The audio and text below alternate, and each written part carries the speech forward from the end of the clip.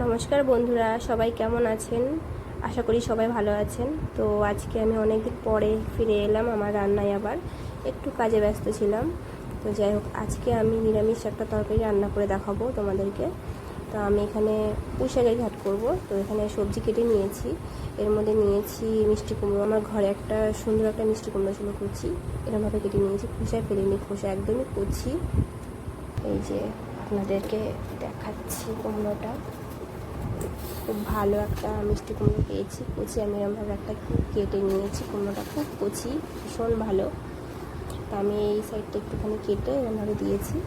তো এর মধ্যে আর কী রয়েছে, এর মধ্যে রয়েছে গাঁটি কচু আছে, বরবটি আছে, অল্প পরিমাণে পুঁই শাকের ডাঁটা আছে, আমি দুটো দিয়েছি, আলু দিয়েছি, কাঁচকলা দিয়েছি, ঝিঙে দিয়েছি, এই ব্যাস, আর কিছু না। অনেকেই জানে, খুব বেশি লোকেই জানে নিরামিষ তরকারি কীভাবে রান্না করতে হয়, তবুও আমি আরেকবার দেখিয়ে দেবো। আপনারা দেখতে থাকুন, আর আমার রান্নাটা যদি ভালো লেগে থাকে অবশ্যই সাবস্ক্রাইব করবেন, আমার পাশে থাকবেন। চলুন যাই, কীভাবে রান্না করি দেখাই।